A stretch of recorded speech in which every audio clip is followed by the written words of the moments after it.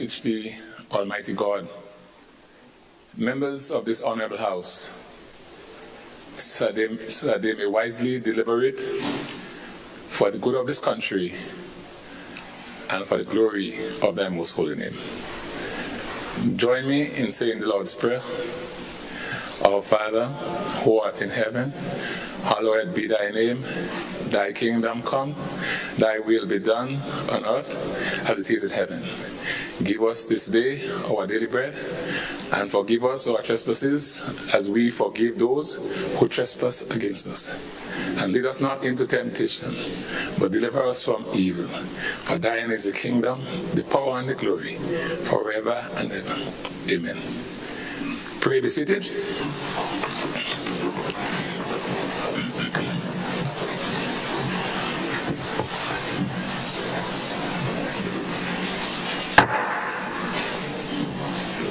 This parliament now commences.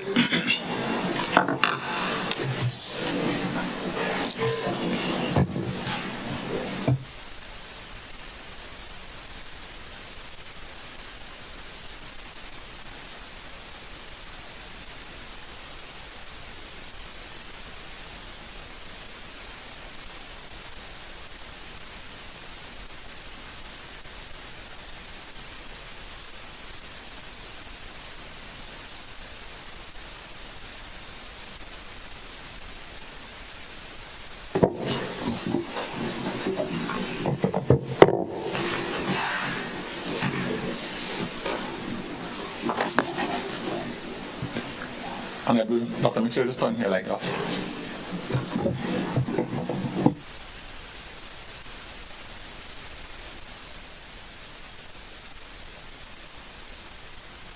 Dr. Mitchell, because of where this thing is, you can leave your mic on, because I sense reaching the switch from where you stand might be a challenge.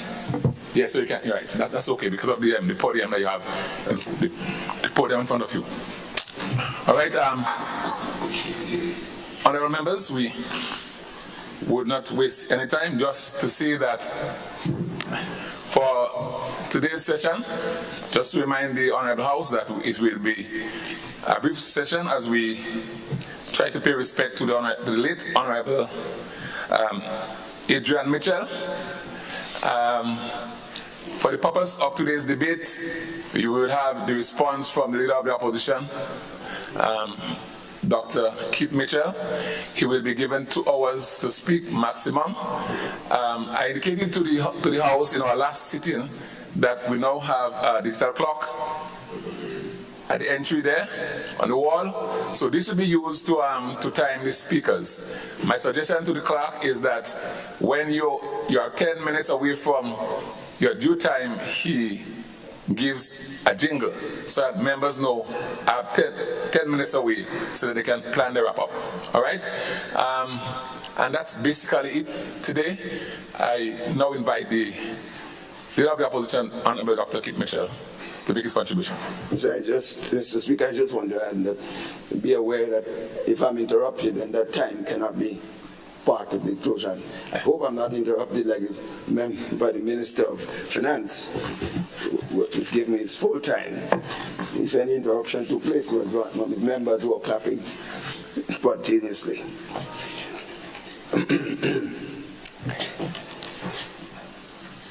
Mr. Speaker, I stand here today with a very heavy heart, as I'm forced to decide to respond to the national budget presentation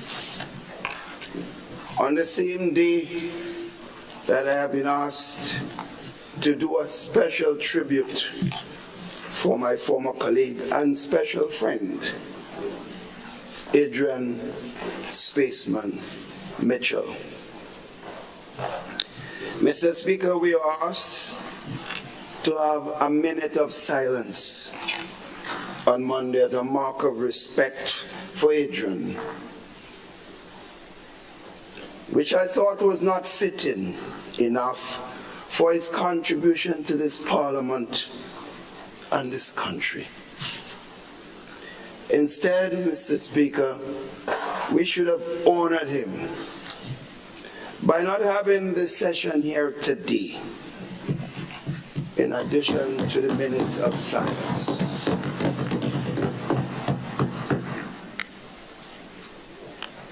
Mr. Speaker, in that sense, therefore, I was asked by the family to be there with them this morning, but I had to not accept that, but tell them I'll be there as soon as possible. So expect me to leave here immediately after my presentation, out of respect for someone who has served this parliament and given a service to this country. Politics should take second place, Mr. Speaker. This brings me into focus, Mr. Speaker, how this government has operated the business of this House since the last general elections. The present government seems to believe that they can manage the business of this House at their whims and fancy, not at the wishes of the people of this beautiful land of ours. A case in point, Mr. Speaker. After receiving the schedule of the House meetings, which included the dates for the Finance Committee and the budget presentation, the members on this side of the House did not object. We weren't consulted, but we did not object. This meant that the finance would have been held on November 17th, as was announced, and the national budget on the 8th of December. As our team arranged our schedule based on scheduled duties, personal and otherwise, without the consultation, the date of the Finance Committee meeting was changed from November 13th to November 17th, to the 13th. I assume to accommodate ministers of government or whatever purposes that they are at their disposal to do. It was also announced, Mr. Speaker, at a press conference. The benefit of the House of Members were not first given. I received no communication at all as the leader of the opposition, and I asked members, they did not receive any. Mr. Speaker, therefore, whether it is the wasteful spending on travel and other matters, the massive increases in emoluments given to ministers of government, the lack of engagement with trade unions and other social partners, or the signing of documents that impact on the social economic life of the people of this land, the story is still the same. It is the same. I will, in the course of this presentation, Mr. Speaker, demonstrate how this arrogance, the self-interest and ego in government has been the order of the day. The word empathy is absent from those who govern and lead this country, particularly the head of that particular government. Mr. Speaker, this debate on the estimates of expenditure and revenue 2024 is occurring at a critical period in this land of ours. There can be no doubt that the systematic impact of COVID recovery, the supply side disruptions, the blowback of wars that we cannot understand, and the catastrophic effects of climate change have left the global environment more uncertain, less forgiving, and harsher. Indeed, Mr. Speaker, the budget debate 2024 is occurring at a time when the Grenadian economy has already begun to display clear signs of slowdown, with real GDP between 3 and 3.6% over the next 2 years. Yet, Mr. Speaker, on Monday, December 4th, 2023, Grenada experienced a historic moment in this land of ours. Indeed, it may well have been the first budget, in my experience, where the Minister of Finance did not convince himself first before failing so miserably to convince this owner of a house and the Grenadian population that what he was given to read was indeed credible, Mr. Speaker.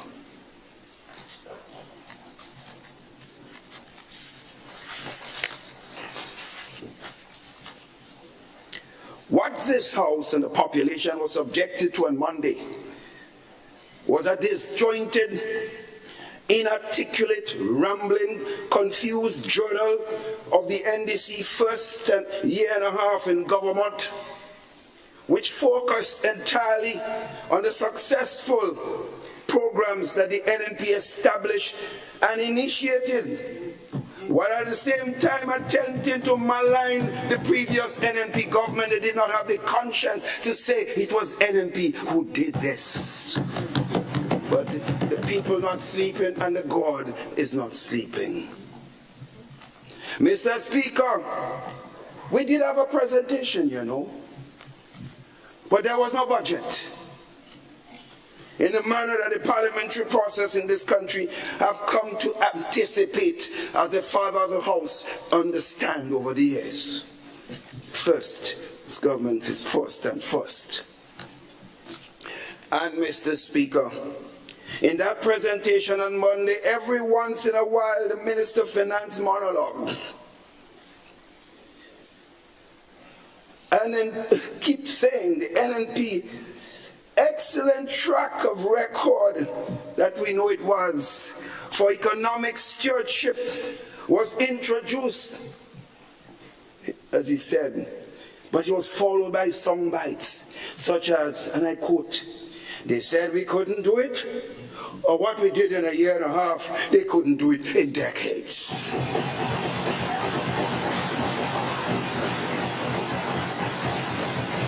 Followed by the minister describing and lauding, don't disturb me, give me a chance, you had your chance. The successful NNP programs, which the NDC has the good fortune to inherit, and should have even had a better sense to keep it all, Mr. Speaker. Clap. Mr. Speaker, it appeared that at least the Minister of Finance himself was aware that he was taking one for the team. Because this was truly a new low in the history of presentation of estimates of revenue and expenditure as we know it. So after 1.5 hour and 47 minutes, the entire country, and we sitting here and others, would have been asking, when will he start going into the 2024 budget? And then, just then, Mr. Speaker, just so, I heard the words. And then Mr. Speaker started saying, calling out acknowledgements. He was beginning to end this presentation. Mr. Speaker, what a tragedy. We were all stunned by the announcement, therefore, later on, after the budget was presented and the minister would have got a chance to announce all the nice things he wants to announce, because that is his day. There was an announcement after a special meeting, I understand, that public officers will now get a 25% salary increase as a payment, a one-off payment, Mr. Speaker. This shows, Mr. Speaker, that the government was in panic mode after the dismal presentation, Mr. Speaker. That's a fact. You don't make an announcement like this just after your best time to announce. I was having fun, Mr. Speaker. Mr. Speaker, on the issue of climate change and the recently concluded COP28, Mr. Speaker, Grenada for several years played a determining role. Mr. Speaker, Grenada was chairman of the small states for years and led a number of important initiatives for small states throughout the world. And Grenada played a role in determining the importance of the global climate negotiations. We are therefore encouraged by the achievements of the global community and small states specifically at COP28, particularly in the achievement of the Loss and Damage Fund. This Loss and Damage Fund will go a long way in re-risking, alleviating and building climate resilience among communities impacted by climate change. We therefore look forward to the implementation of the Loss and Damage Fund. And we continue to call for broader, decisive action on climate change. Unfortunately, Mr. Speaker, the recent amendments to the Fiscal Responsibility Act and other laws by this administration have stifled the creation of adequate buffers necessary to complement the external climate and other financing. Would certainly stifle it. You may recall, Mr. Speaker, the amendment made to the Transformational Fund regulations, reducing the contingency fund from 40% to 10% earlier this year, Mr. Speaker. And they claim they're making a lot of revenue and CBI doing so well. But you're reducing the contingency fund, so to speak. Mr. Speaker, when Hurricanes Ivan and Emily destroyed our country in 2004 and 2005, we had little or no saving to use in the rebuilding process. And we were heavily reliant on loans and support and being beggars for the international community, the donors and friendly governments. We were on our knees. We had no savings. We were therefore urged, and we agreed to have an appropriate saving for future disasters. This we did, as this government itself admitted that they met a pregnant treasury when they got into office. So the impression given by this government that we had no money for contingency is misleading, very misleading. The Minister of Finance must know, and those who lead him must know, that all monies in the treasury are under the umbrella of the consolidated fund. It doesn't matter whether it's contingency fund or special fund. That's where it is. And you said you met it pregnant. Get it right. Can't have your cake and eat it at the same time. Words are good for lawyers. Mathematicians think differently, Mr. Speaker. Sorry. Brother Peter.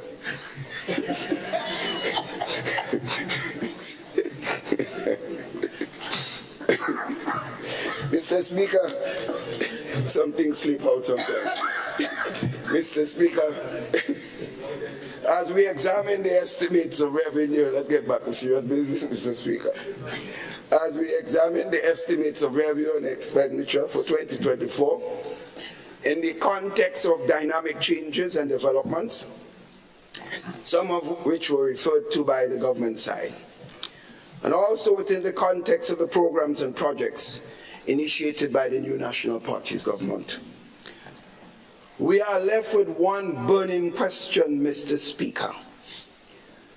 Whose interest does this budget seek to advance? That is the question people would ask.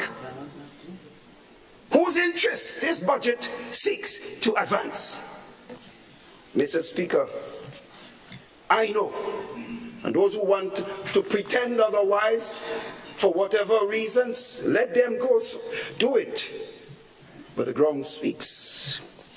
There is a level of frustration sitting there and the ground among the youth and vulnerable groups in our country today. That's a fact. And that is quite concerning for those who care and those who have empathy, like members on this side of the House. And I can't say none on the other side. But let the heart stick where it fits. Painting the country in black and white with a tinted landscaping for social media likes, throwing up 3D model labeled "coming soon," the aircraft coming soon, is not governing a country, Mr. Speaker. That's not governing a country, Mr. Speaker. PR, pictures, videos, that is what we have to eat, Mr. Speaker. These are the jobs we are getting. The PR, the PR. The failure of this government to solidly roll out any new initiatives is obvious in the debate and implementation of projects that they met in place, some of which they stopped for a long while, thereby affecting jobs. Some of them have not even restarted, like River Road and other places. Mr. Speaker, the youth, the single mothers, the farmers, the market vendors, for example, those who would move from Queen's Park, the bus operators and owners, the poor road workers, Mr. Speaker, the most vulnerable group, the working poor and the vulnerable, having waited to hear concrete steps towards achieving this so-called transformational agenda. Big words. And after the hodgepodge presentation we had Monday, they too realize, Mr. Speaker, that nothing transformative is being offered for their lives going forward. Words, words, words. In fact, the government's medium-term expenditure objectives now states that the government's transformational agenda will kick into high gear during 2024 to 2026. After almost 2 years, it's now getting to put the gear in place, Mr. Speaker. The gearbox was stuck, Mr. Speaker. It's now going to 2024. So when 2024 comes, they say you're going to get up 2025, 2027. Think it's so? Fool people. Think you can fool people? There is little or no new initiative being advanced in the forward estimate of the government presented. No new initiatives that we can say realistically will come into effect in this period. Because what couple two ones I saw, that ain't going anywhere for a while, Mr. Speaker. Mr. Speaker, therefore, we await this elusive agenda of transformation. And while we await this, the World Food Programme recent statistics highlight that food insecurity is a growing challenge for our people, and that the situation has deteriorated over the past year. Mr. Speaker, it is hard not to notice that even as food inflation is at a high, agricultural production, Mr. Speaker, particularly non-traditional agriculture, is at its lowest. Mr. Speaker, I am clear that the agricultural sector is certainly broken. It is broken, Mr. Speaker. And I'm not saying it is broken just so now. This is a problem that we have to come to terms with. Indeed, I must say also that it has never been so bad, Mr. Speaker. Farmers are disillusioned. They are bawling out for mercy. But if you're talking to someone or persons that who have no empathy, cannot feel the pain, who's thinking politics, scoring and scoring, then farmers, nothing new will come, because they can't change who they are. Their DNA is already set, Mr. Speaker. Mr. Speaker, Grenadians cannot receive basic medicines at the hospital. And the low morale of staff is obvious. And I'm not saying it was ever perfect. I'm not saying it was so great on the NNP. Don't ever get me wrong. Because one thing I do is always admit my mistakes. Well, you can laugh. Laugh when people suffering. Laugh when they have no medication. You can laugh. It's a joke. Yes, it's a joke. I feel that pain, Mr. Speaker. You can laugh. While the people hurt, laugh. Ask the nurses. Ask the orderlies. The doctors, the cooks, the security guards, and other ancillary staff at the medical facility. Sometimes when you feel pain, you laugh, you don't even know what you're laughing. You know, Mr. Speaker. Our country's reputation, Mr. Speaker, for peace and tranquility, and our low crime status are major sources of competitive strength in the areas of private education and tourism and development as a whole. Mr. Speaker, gun-related crime and violence, in fact all crimes and violence, are also a major threat to the peace and security of all our people. The crime situation is an imminent threat to the country as the Minister of National Security and Prime Minister continues to systematically dismantle the police force and lower the morale of the force.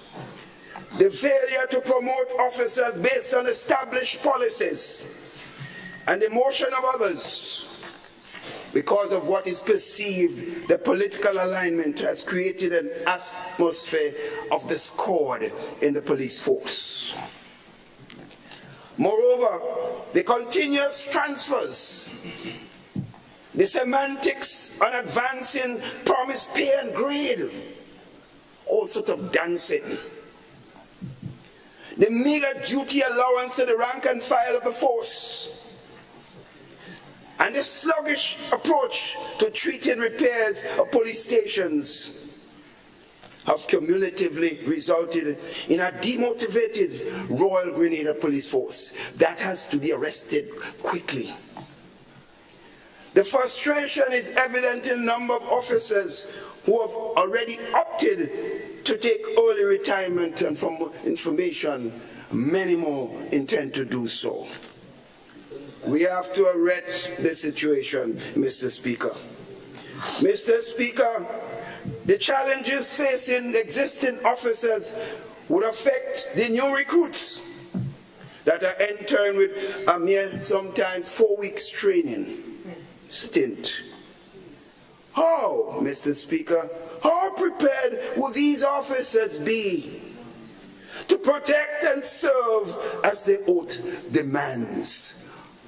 So if they do not come up to what we believe in, then we run our mouths, when in fact we did not give them the necessary tools to do so. 4 weeks training in some cases. Mr. Speaker, the security of this country is at stake. And we take this opportunity to call on the government to urgently arrest this situation. It's not about just each of us here. It's about all the citizens of the country.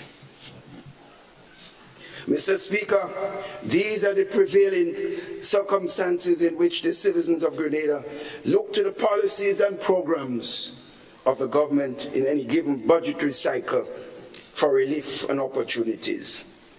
These are what we are looking for, not thumping of the chest and boasting about the bi-monthly payment program of public officers. In some cases, it's kind of frightening, By monthly payment, what has left many officers at the end of the period when it's supposed to come without a salary because the situation is broken. You should listen to that first.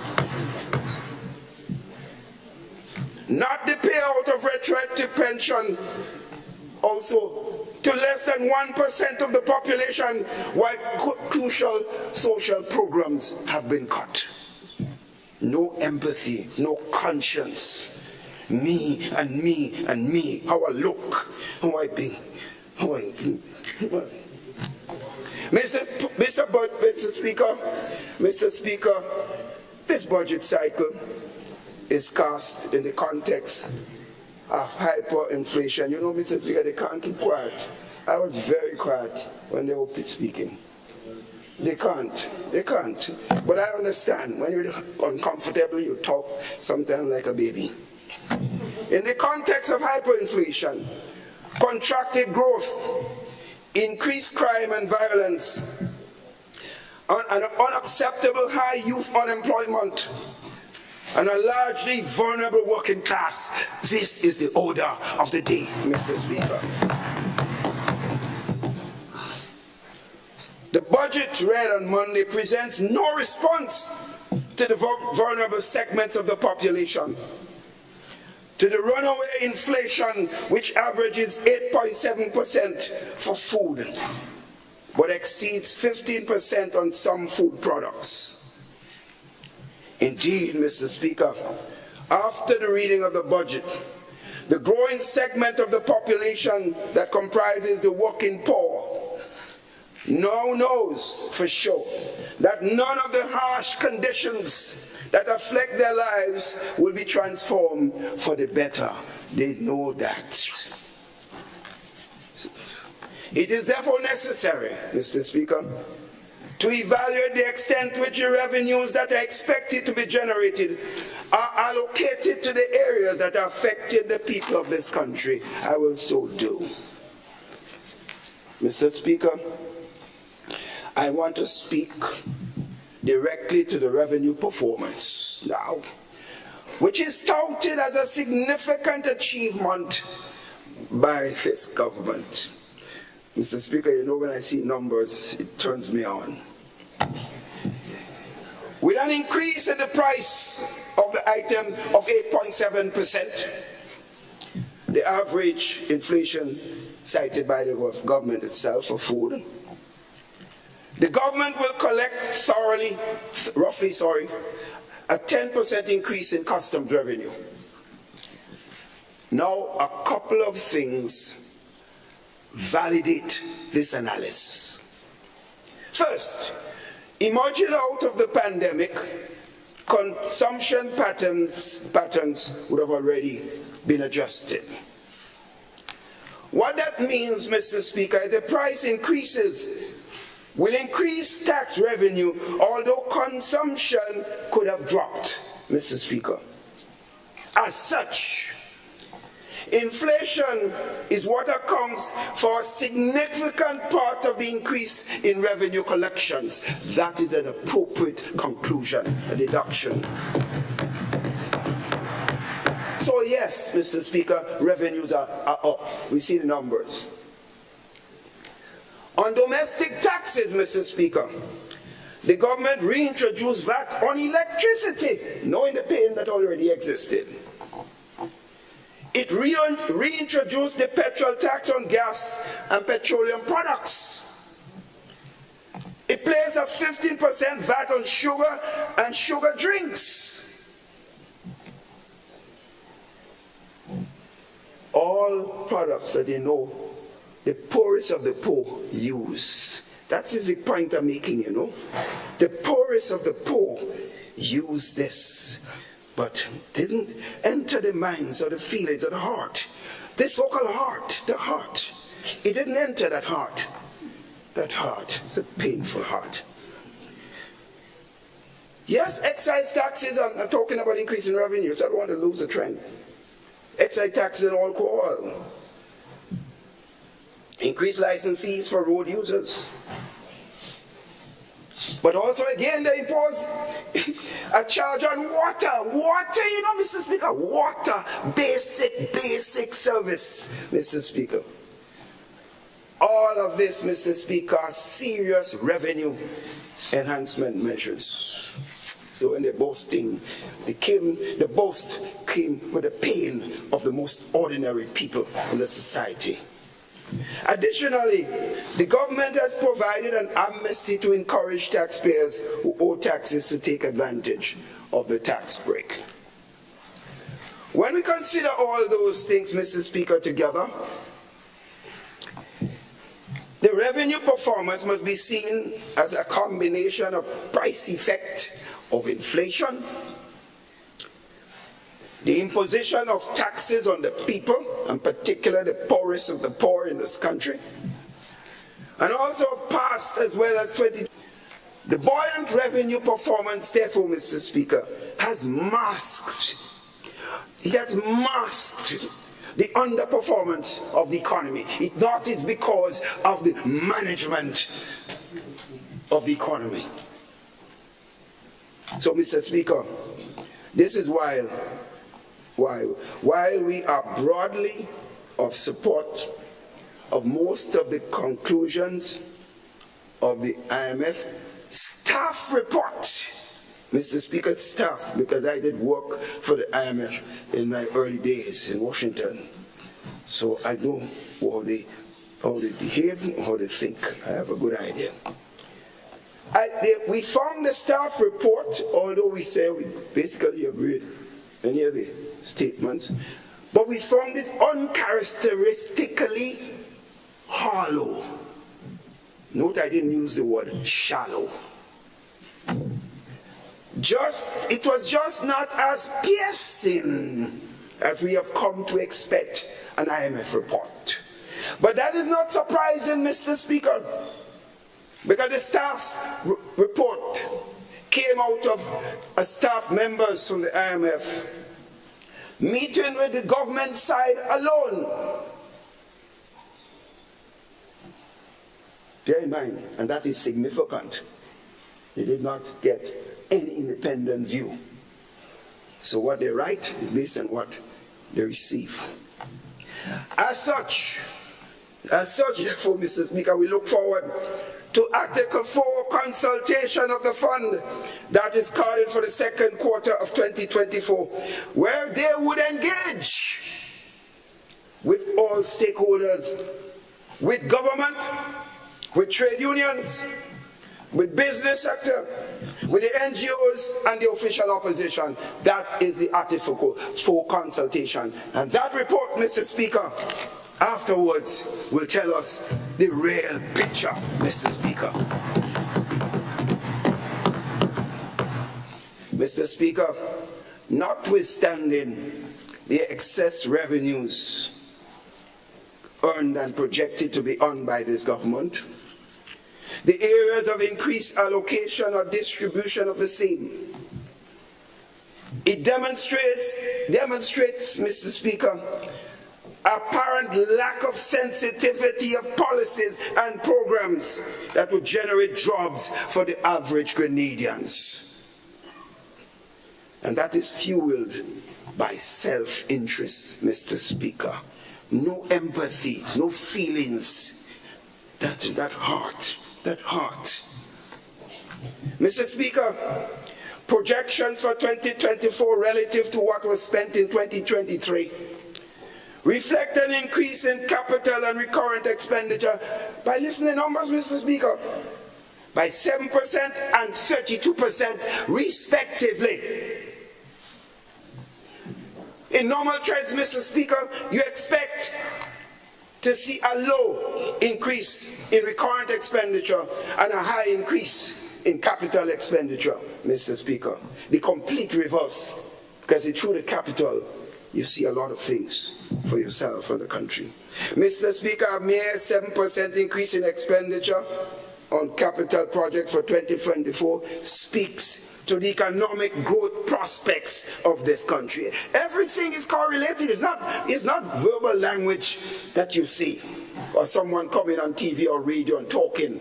without any basic knowledge of what is taking place. It is a correlation of what is happening at all fronts, the multivariate situation, Mr. Speaker. Mr. Speaker, this government is enjoying record passport sales to the Russians, while the Minister of Finance and Prime Minister, the Special Envoy for Investment, and the Treasurer of the National Democratic Congress, they're happy. But not a single new investment project has come to Grenada during that time, Mr. Speaker. Not a single one. All you're hearing about the regurgitated NNP projects. And while they're saying so, Mr. Speaker, the attack goes on. This government has sold more passports to Russia in 3 months than the New National Party's government did in a whole year, Mr. Speaker. That is significant. Mr. Speaker, and during the time of the projects, we could see, although they're touting them now as if it's their projects, Range 6 Sense, the Intercontinental, the Beach House, Livera, and Mount Hartman, just to name a few. All projects that are working, give us credit, man. Give us, Mr. Speaker. Give us credit. We're not children, therefore we're not going to jump up and... Mr. Speaker, to date, this government has not brought a single new CBI project. But they gave $22 million US of the hard-earned taxpayers' dollars to a man who invested only 18 million EC dollars in Grenada, Carriacou, and Petite Martinique. 22 million US, you know what that could do for the average man in the country? You know how much road work at Christmas time that people could be doing business and making Christmas more exciting and happier times. But one man is enjoying himself in Miami, Mr. Speaker. This is only the tip of the spending iceberg on this project. Mr. Speaker, and the minister was bold-faced enough to tell us that we could have cost us over $100 million if we stayed the course. Mr. Speaker, the fact is, if we had done what we did, we would have to pay the man a cent, Mr. Speaker. Mr. Speaker, you will hear a lot more of this because we have the details and we have all the information and the data to support what we say. Mr. Speaker, the minister failed to tell us that there were investors in this project, so the government would be called upon to pay $56 million US to investors on this project. We didn't hear a word about that. And I hear about Kawana Bay and some project, Silver Sands owners. Thing is not even completed yet, but it's out there as if it's final. But that is how this government operates. Noise, announcement, soon to come. Mr. Speaker, with no new major private sector investment on the horizon, the capital spending of the government would be largely expected to drive economic activity, because the government itself, from its numbers, says 7% increase in capital from the work that they're doing. And when you compare the expenditure, only 7%. So most of the activity has to come from the capital project, most of them are NNP. Give NNP the praise.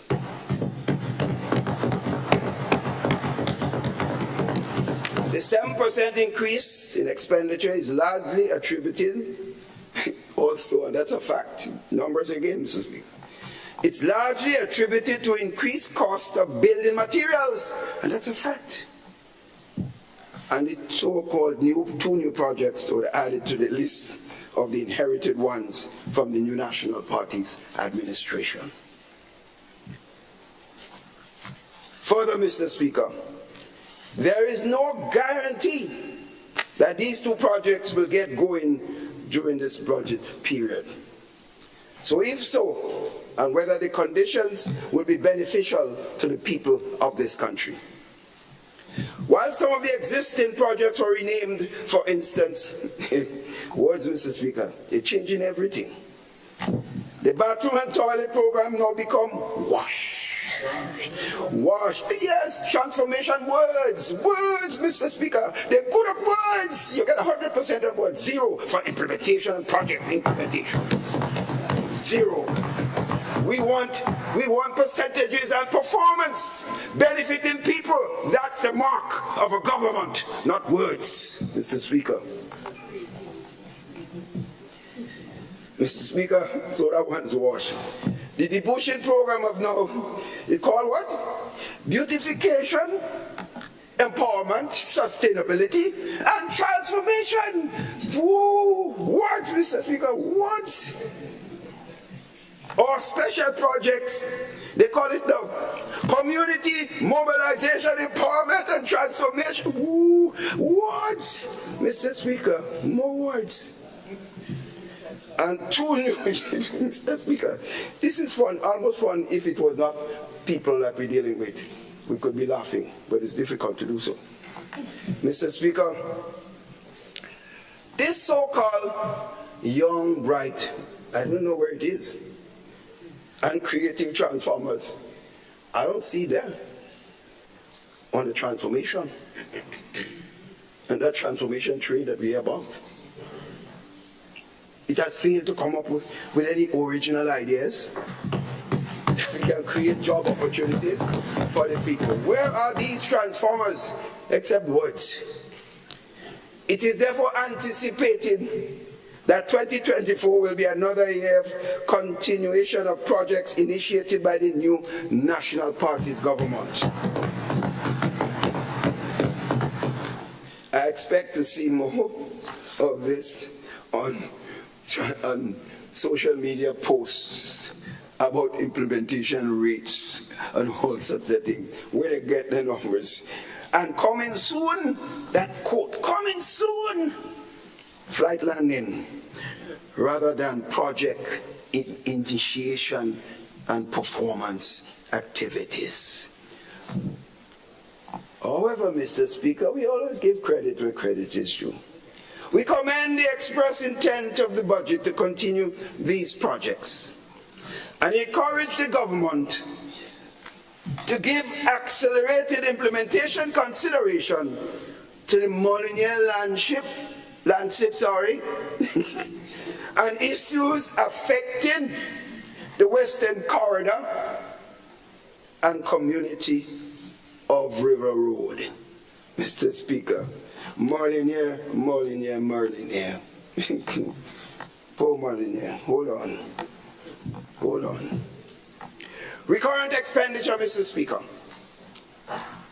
We were hopeful that the rate of increase in recurrent expenditure would have been utilized to assist the people of Grenada, Carriacou, and Petite Martinique in some key areas of concern. However, we continue to see the lack of empathy, sensitivity, the cold-heartedness, and the incompetence of this government. When you see them speak, you don't see no feelings. Words, Mr. Speaker. And incompetence in several critical areas: education, healthcare, housing, social services, seed and debushing, the youth area, agriculture, and efforts relative to inflation. Education, Mr. Speaker. Mr. Speaker, the government touted its free tuition, quote unquote, free tuition program as a major success. We all know, Mr. Speaker, that schools in Grenada, with the exception of the T.A. Marischal Community College, Life Organization, and private educational facilities do not have a tuition fee per se, as I say, generally speaking, but rather fees for things like report cards and a tie and the likes and other amenities, Mr. Speaker. As a matter of fact, schools across Grenada still charge parents for these things in 2023. And it appears that they will be charging them so in 2024 unless I hear something different. On the issue of TAMCC and Neuro, while tuition is paid as a one-off charge per semester, the transportation support provided by the previous government, Mr. Speaker, particularly for students in the rural communities, was reduced by $1.2 million, Mr. Speaker. I say I like numbers. Of 50%. Check your records. Mr. Speaker, this so-called free tuition deceptive headline that education in Grenada is now free. Absolute nonsense. While we have children who are unable to access the same because it's a facade.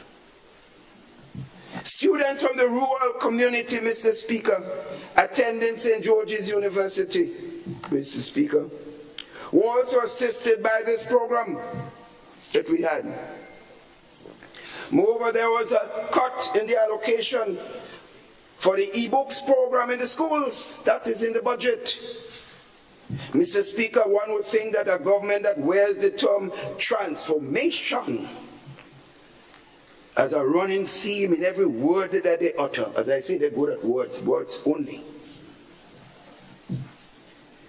Would have embraced the e-book program, but instead there is a $5.5 million reduction in the support provided for that program by the former New National Party's government. Check the numbers.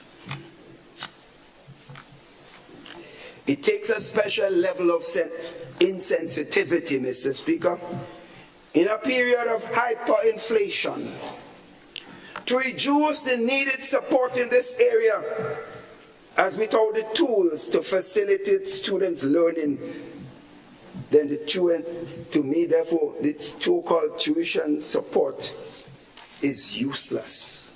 Mr. Speaker, I was on record, Mr. Speaker, as standing firm when the last government, NDC government in 2008, announced that it was giving free tuition to all and sundry, and they removed the transportation cost and other basic amenities and support that we gave to the vulnerable and the poor, but the other side don't like to hear me use the word poor.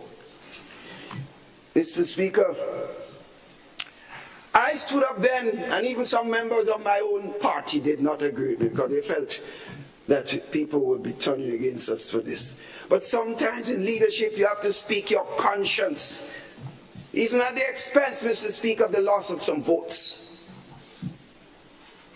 I said, the country does not have a wash of money. And if we were able to have a lot of money, excess, and we could give everybody free tuition, I say, let's do it. But under the prevailing condition, I said, those who can afford to pay must pay. And use that money to provide additional help to the poor and vulnerable for transportation and other amenities. These were my words.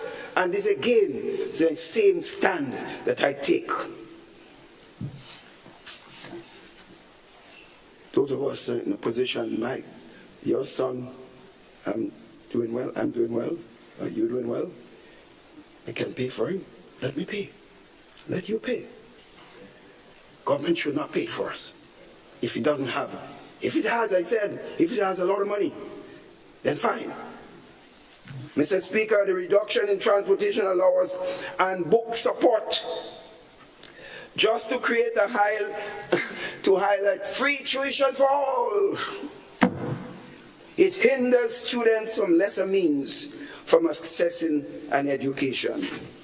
This in turn widens the margin between the vulnerable families and those who can afford it. Those who know it, like me and others, how it felt going to school and not having basic things at Presentation College, not being able to go to the talk shop to buy a sugar cake. I know how it felt when I watched others drinking and eating, and I could not buy anything. I would assume all members on this side would have passed through this. And I can only assume all members on the other side, but some of them do not behave as if they passed through difficult times because they hate to the word poor. While we are concerned, Mr. Speaker, we are not surprised because we saw the same lack of sensitivity to the poor and vulnerable people by the policy decisions of the NDC government in 2008. So they are taking a pattern, Mr. Speaker. Their policies have always supported the concept of taking from the less fortunate and giving to those who can help themselves. That has been the mantra.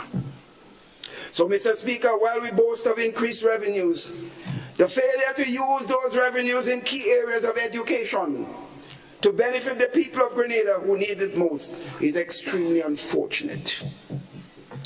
Healthcare, Mr. Speaker. Mr. Speaker, the Prime Minister and then Minister of Finance, when he delivered the 2023 budget speech, labeled the healthcare budget of 2023 as the biggest budget in the history of Grenada. Numbers. In fact, healthcare was considered by him, and I wouldn't fault him for saying so, the number one priority of the government and a critical aspect of its transformational agenda. These were almost quotes. With the highest allocation in the history of this country, it is therefore baffling, Mr. Speaker, that the estimates reflect an unspent amount of $27 million, Mr. Speaker. That's the government. Big numbers in the block. You put a big number in the block, and then you boast it in the budget. The numbers mean nothing if it does not go to the heart of meeting the aspirations and wills of the people of this country, particularly those on the ground, Mr. Speaker.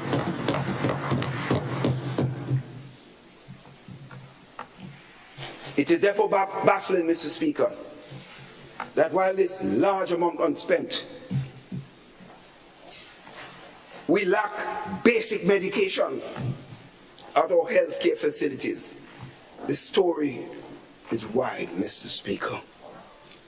Mr. Speaker, imagine $27 million will be left unspent while nurses are paid a taxed amount of $500 so they could remain silent on the issue of promised regularization.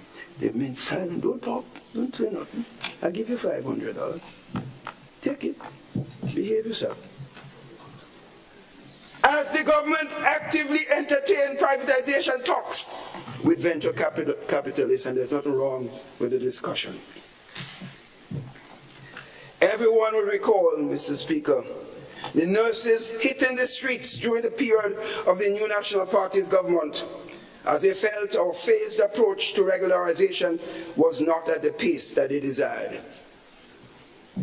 While that may be so, we never stopped regularization.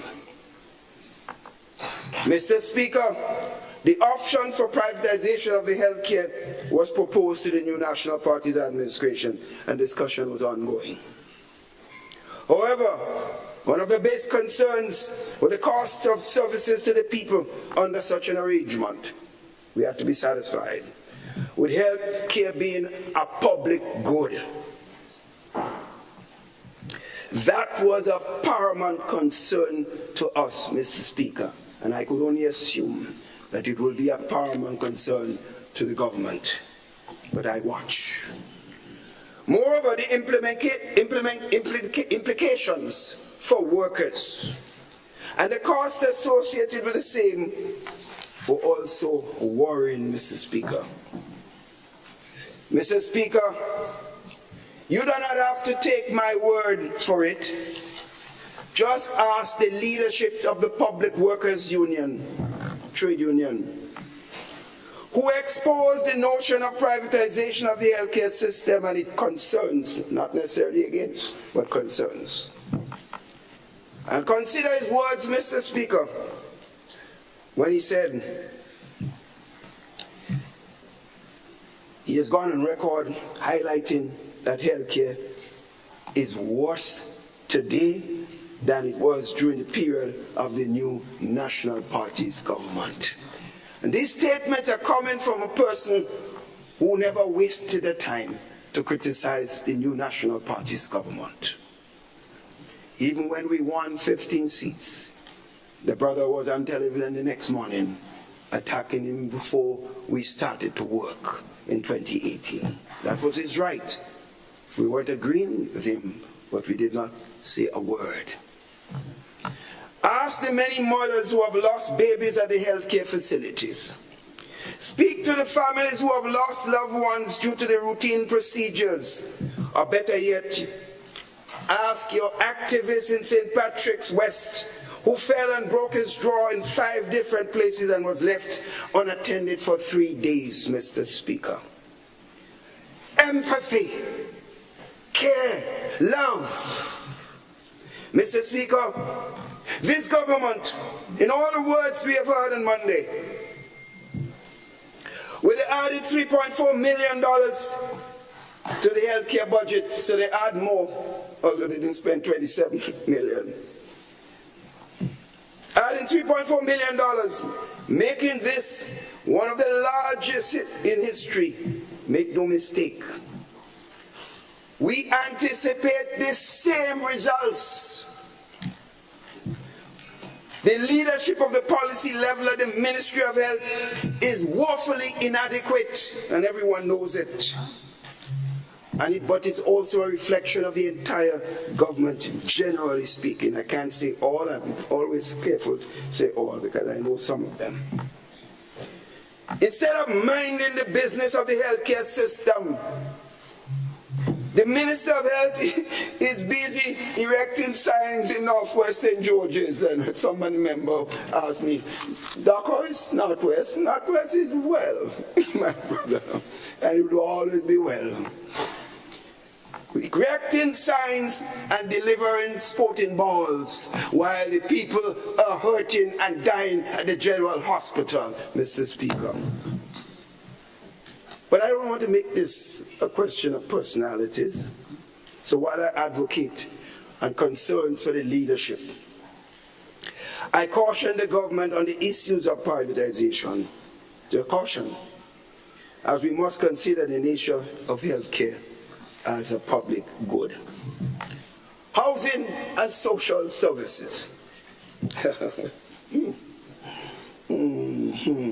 Yes.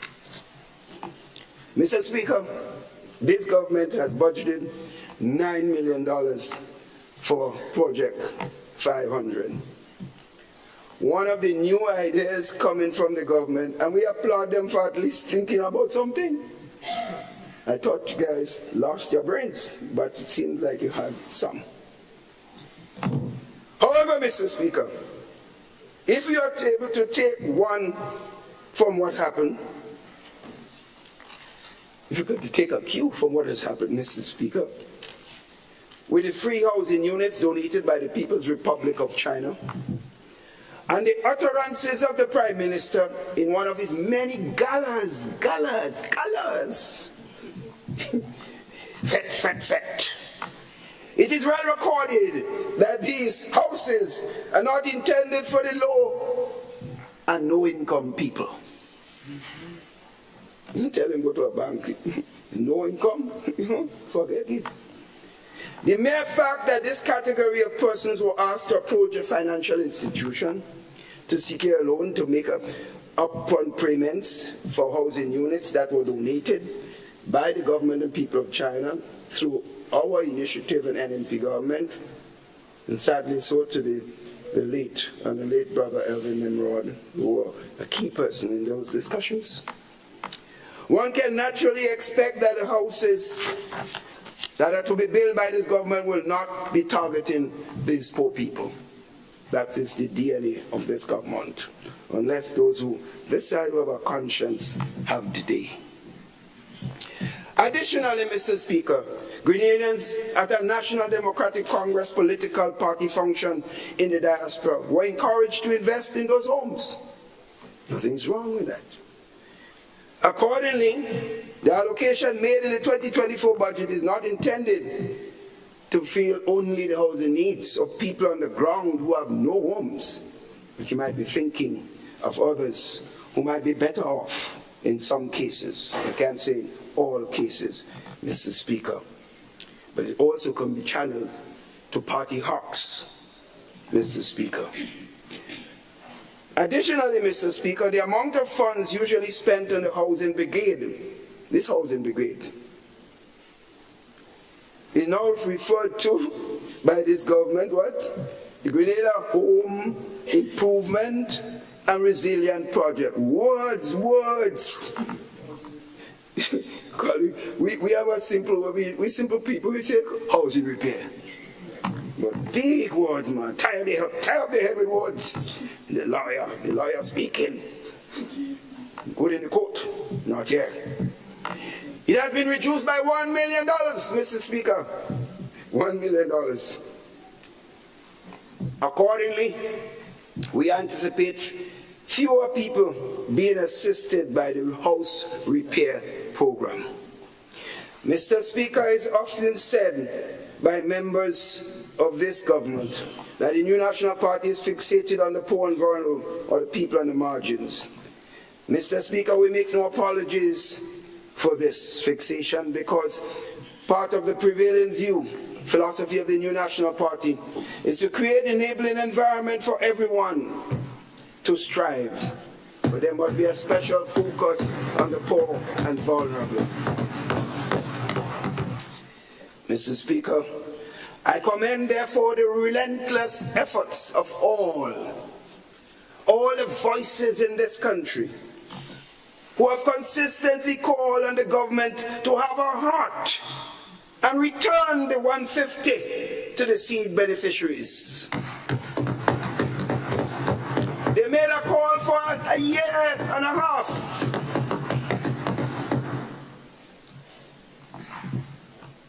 The government has now, after a year and a half, have made a payment to increase this here of 200. And they want people to be happy, to applaud, after suffering the people and taking bread from their mouths for 18 months. You're now saying, be happy, Daddy is here. Papa is here, the Jefe is here, with a top-up of only $50. Over inflation and other periods, and the strain and stress and medical problems could have been created with the loss of this 150. What is $200, Mr. Speaker? Give them the 650 that you said in opposition was the real number. And I would say you should add even more as a top-up. Empathy, the heart. Mr. Speaker, in the meeting office in 2022, listen to this, Mr. Speaker, numbers again. There were 7,107 beneficiaries on the seed list. Given the inflationary pressures that were prevailing, the new National Party's administration increased the seed by $150 for every household. This policy, they call it tokenism and electioneering. That's what they say. This portion brought the seed cost to the state for the total of $26.6 million. Just listen to the numbers, Mr. Speaker, in 2022. This decision was taken as a cushion and buffer to inflation, food inflation, which remains relatively high. During this year, Mr. Speaker, the Minister for Social Development and Leader of Government Business advised the nation that they have added to the seed beneficiary list. Just listen to the numbers, Mr. Speaker. As a matter of fact, in response to the question posed by myself, the minister informed that there were 7,373 beneficiaries as of April 18, 2023. Numbers don't lie. Words may lie sometimes, but not numbers.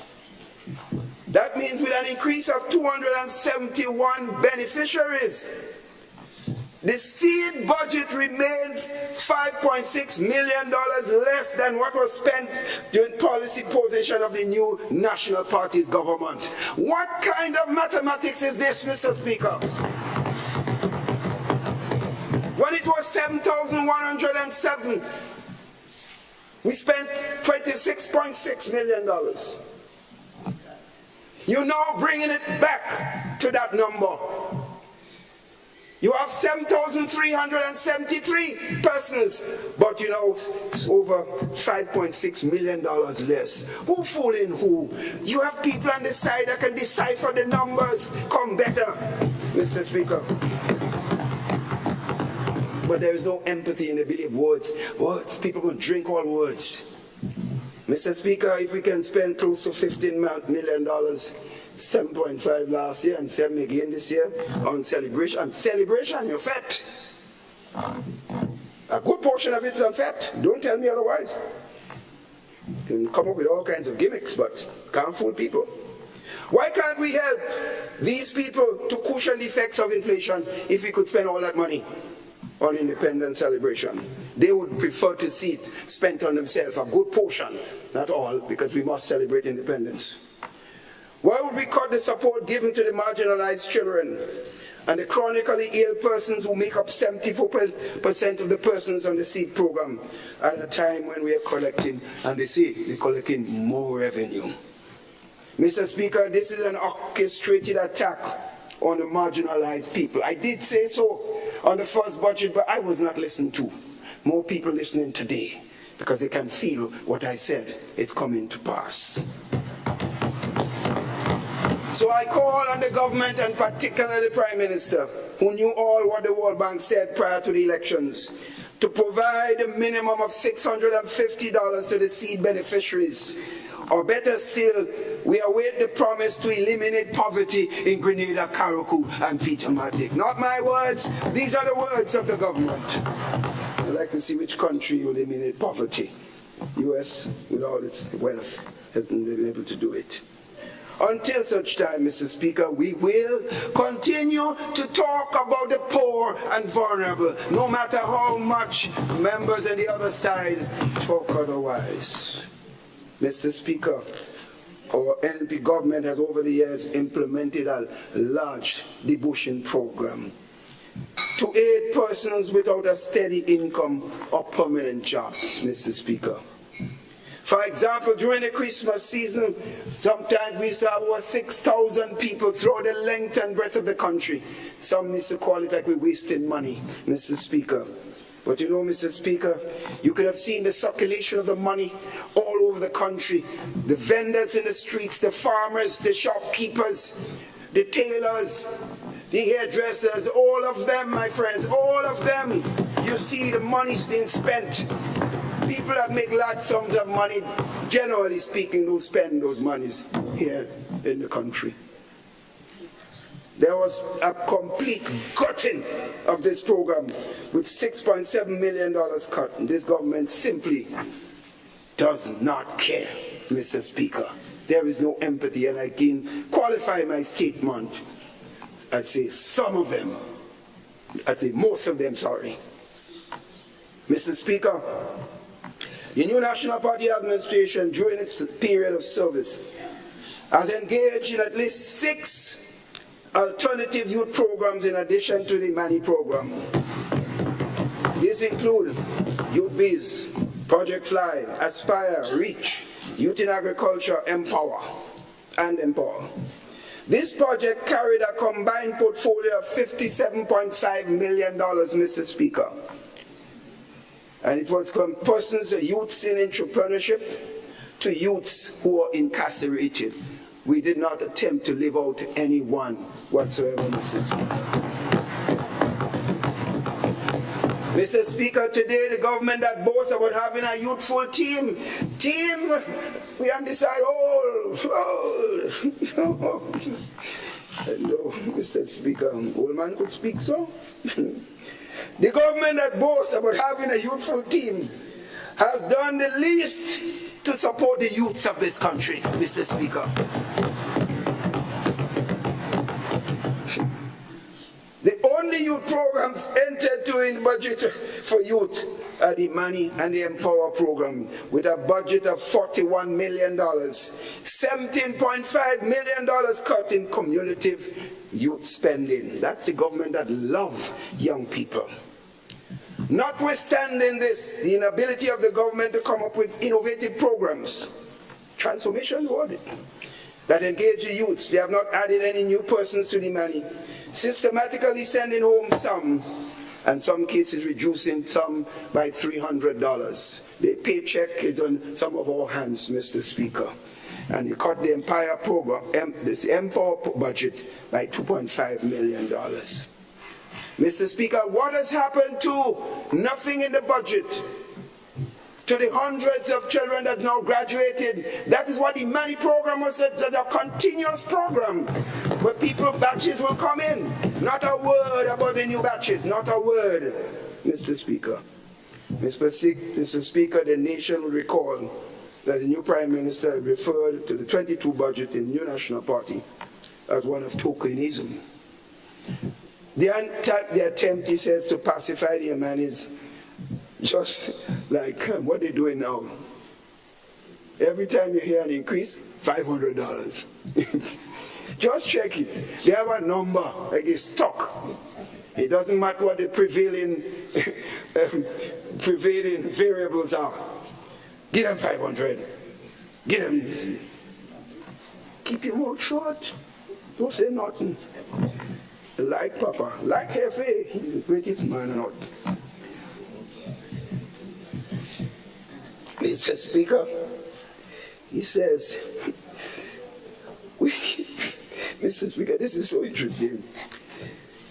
This $500, $1,000, it's like it's going to attract tax.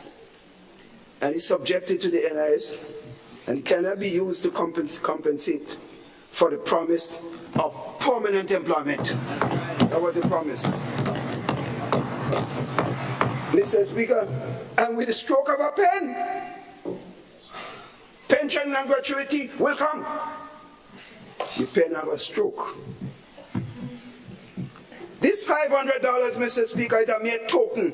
The word token came from the other side. I can use it now. It's token to silence people and window dress the real issue that this government is still reimagining the Imani program.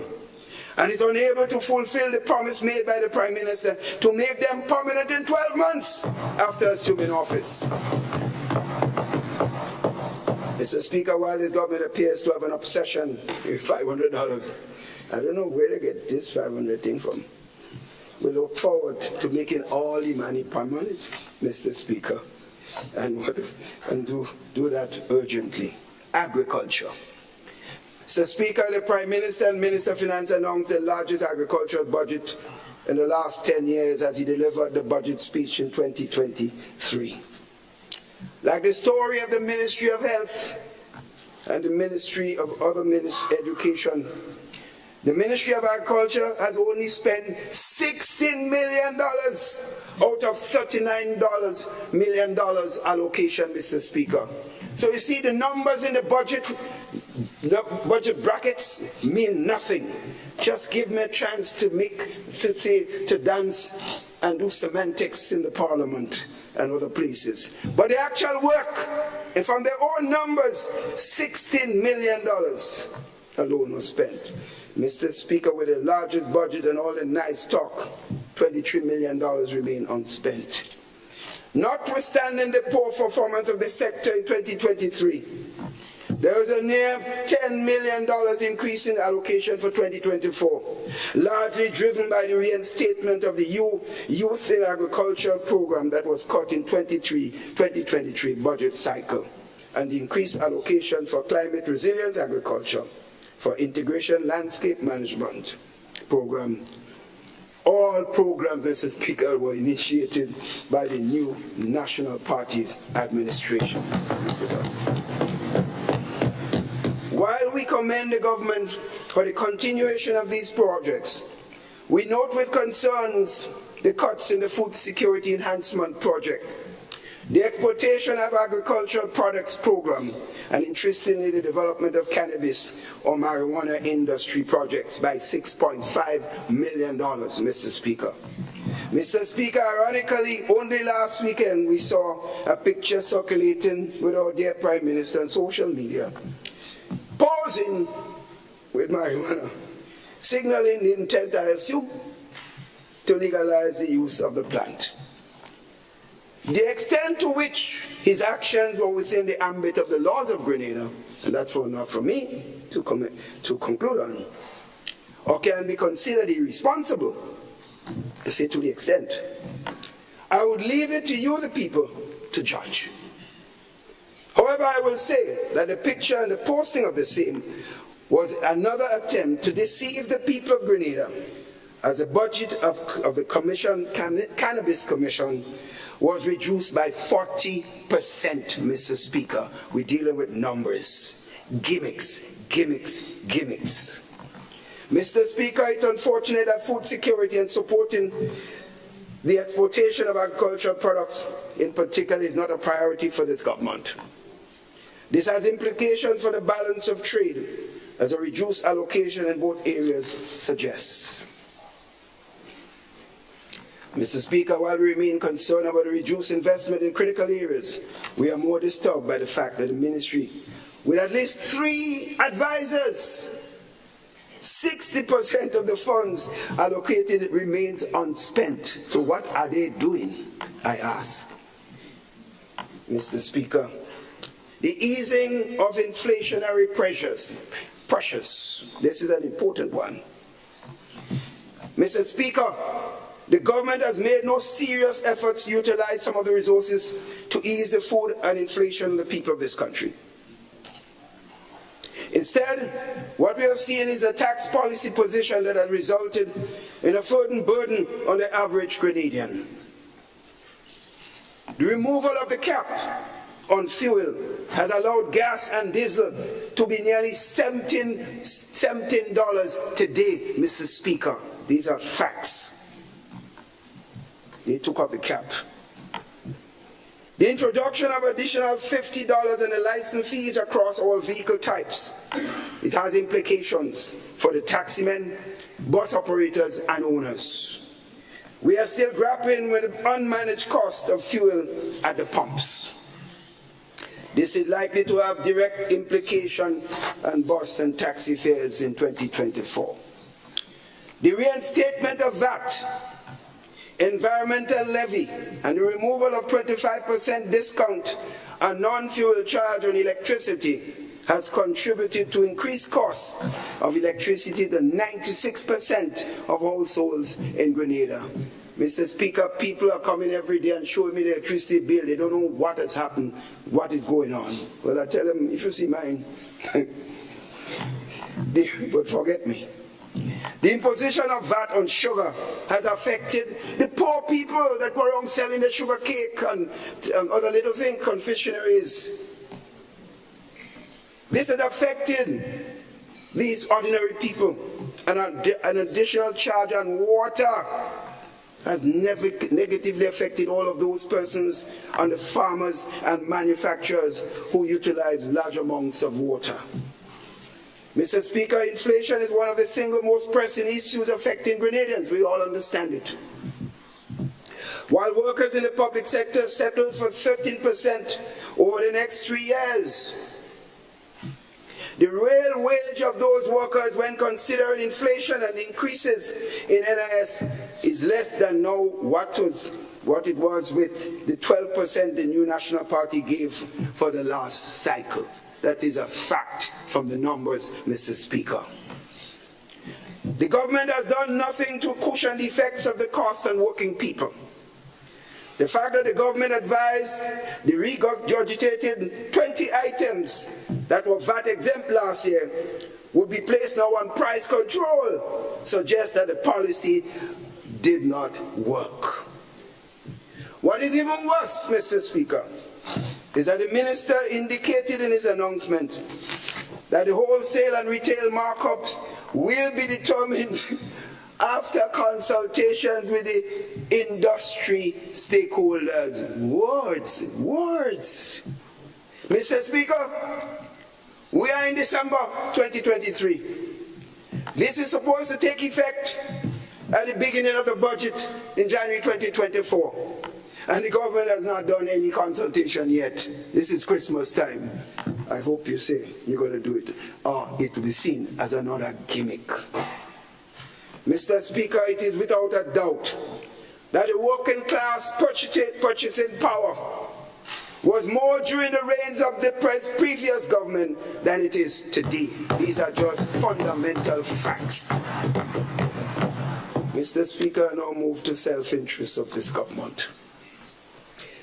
Mr. Speaker, while the government failed to address some key areas of concern affecting the Grenadian people in this budget cycle, they did not fail to address the needs for themselves, Mr. Speaker. Having recognized the key areas of deficiencies in the pillars of transformation, it is important to evaluate the areas where the increased recurrent funds were allocated for spending and that it was self-serving. Notwithstanding a 31% increased allocation for pension and debt, which are mandatory expenses, it is evident that the government have prioritized most of the increased spending and party loyalists and themselves, Mr. Speaker. Mr. Speaker, the travel budget of the government has increased by 115% in 2024. Who is it meant to help? The poor people? And it was increased from 2022 to 2023 also. It is no secret that this government runs Grenada from the clouds, Mr. Speaker. Today, the people of Grenada have not seen any tangible benefits from those rendezvous. With an increase in the travel budget for 24, we can only hope that Grenada will benefit beyond the pictures, the videos, the soundbites, the social media pieces cut off, Instagram, and all this, Mr. Speaker. And also, statements on GIS which has become almost a political party station government, Mr. Speaker. I see things on GIS I never saw before. Mr. Speaker, the budgetary allocation for the Ministry of National Security, Home Affairs and Public Administration Information moved from $4 million to $37. A $33 million increase, 825% increase. 825%. This increase is largely attributed to a $27 million allocation for the provision of security contracts to companies of which we can assume are aligned with the National Democratic Congress, since a lot of the hard-working people who were not perceived to be aligned when they came in, they did not renew their contracts. Mr. Speaker, the value of these contracts shows the budget has increased that portion by 41%. Mr. Speaker, I am concerned, and I make a special appeal, therefore, to the people of Grenada to pay particular attention to this development. Mr. Speaker, another act of the government helping themselves at the expense of the state is a deceptive approach taken by this government to increase their own incomes. Note I didn't say salary, incomes. Mr. Speaker, let me make it clear. I register my comments not just as a voice in the political arena, but as a fellow citizen deeply concerned about the direction our beloved nation is taking. As someone who believes in fair and equitable treatment, I am not opposed to parliamentarians receiving a salary or income increase. Make it clear. I have been on record of saying this. But Mr. Speaker, members of the NNP government and this team can testify, whenever this discussion came up, timing, independence of the process, and the amounts were always key points of concern. As a matter of fact, the current government has a 2/3 majority largely because of the desire for more money. On the issue of independence of the process, the new National Party in government, with a 15-seat majority, Mr. Speaker, did not arbitrarily sit in cabinet and decide to increase the income of its members. We did not. We commissioned an independent committee in 2018 to review the salaries of parliamentarians and ministers. And we did so in the 90s when there was the same decision to increase. We did not sit there and appoint ourselves to do what we think and give ourselves what we think we should get.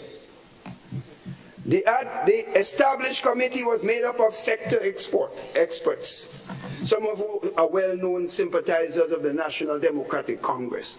I don't think there was anyone in that committee, it could be checked, who were known to be a sympathizer of the New National Party. And I just named Henry Joseph, who was also for years the treasurer of the New National Party, and he was named chairman. The National Democratic Congress. Henry will be mad with me, because he would never want to be associated with the NNP. He was chairman, appointed chairman, and he was the treasurer also. And many other members, I wouldn't waste the time to call the other members' name. They recommended some increases, Mr. Speaker. And if you go through what they recommended, even then, and you add inflation, Mr. Speaker, if you go through all of that, it will never come up. It will never come up. I have details of the percentage, but I will not go through that list. It will never come up. I heard people trying to justify that what they came up with would equate to what the government has now decided to give itself. Total falsehood, Mr. Speaker. The numbers do not lie. The numbers are there, Mr. Speaker. Mr. Speaker, the report was presented for review and a wider consultation in 2019, Mr. Speaker. Of course, it was not available to be incorporated in the 2020 budget cycle. It could have come into supplementary budget, yes, but Mr. Speaker, COVID-19 struck, and the emphasis was not doing things for self, the perception of the population. It was about, Mr. Speaker, taking care of the needs of the people of our land, Mr. Speaker. So we suffer ourselves for the benefit of the population. Therefore, I stand by my previous statements and I strongly maintain my views on this issue, Mr. Speaker. The Prime Minister claims that he has power and he knows how to use it with a stroke of a pen. So the stroke of a pen, the salaries of ministers were increased. Stroke of a pen. Use power, man. Use it. You get it? Use it. The former government, NDC government head and his team did not know how to use it. I will show them how to use power. I have it. Use it. People use power for all kinds of things, Mr. Speaker. You see it all over the world. To brutalize their citizens. To justify killing babies. That's what they use power for, some. They use power to hurt people, to victimize people, to destroy people's career. It happens all over the world. Power. You must know how to use power. Not for yourself and those you like, but the interests of the people of your beloved land, Mr. Speaker.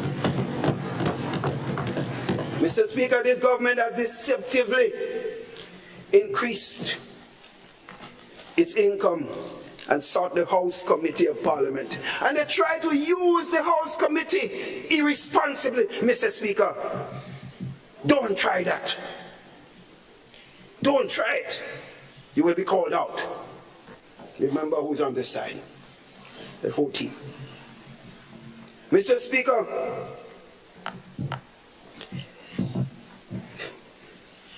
listen to this.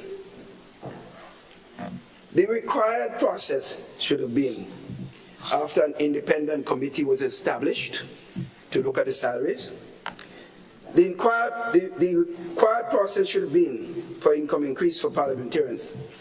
That is to form part of the budget. It should first come to the budget committee after the independent committee made its recommendation for ratification, and then to the finance committee meeting for ultimate approval when the budget is sent therefore to the House. That's the process. The income increases, Mr. Speaker, were in the estimate of expenditure that went to the Finance Committee on November 13, 2022, before the House Committee met. Don't try that. After it was already decided by the Finance Committee, what game, Mr. Speaker, is this members playing? Use the House Committee. And every announcement, Mr. Speaker, guess who? And members, Caris Modest Cohen and Eminent Pair were members of that committee. That committee's decision was null and void because the Finance Committee already made its decision. And the legal authority says that it goes from Finance Committee to the House. No changes can be made after that, unless you have maybe a special sitting of the Finance Committee. Don't try it. It is important to note that no adjustment could be made to the finance estimate of expenditure and so on after that, Mr. Speaker. Notwithstanding a lack of understanding of parliamentary proceedings, the Finance Committee, which was attended by all members of the government side, approved the following income increases under the Parliamentary Allocation Expenditure Vote 2.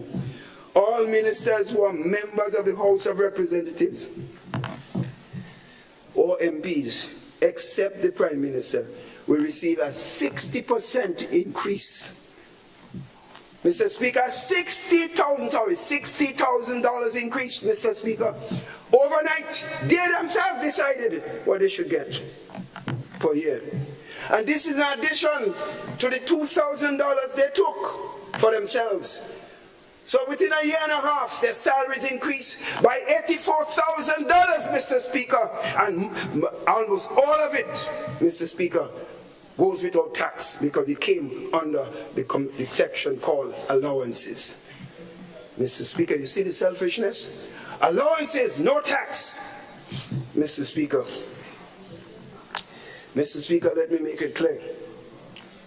The members of Parliament who are not members of the government, they get $5,000. That's what I get, and that's what all of them get. I have no problem with that.